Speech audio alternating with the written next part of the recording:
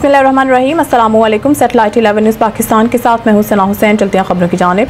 गड़ा मोड़ में सुथरा पंजाब के तहत हुकूमत पंजाब ज़रूरतमंद गरीब रेडी बानों को रोज़गार के लिए मुफ्त रेडियाँ फराहम करेगी। लिस्ट तैयार।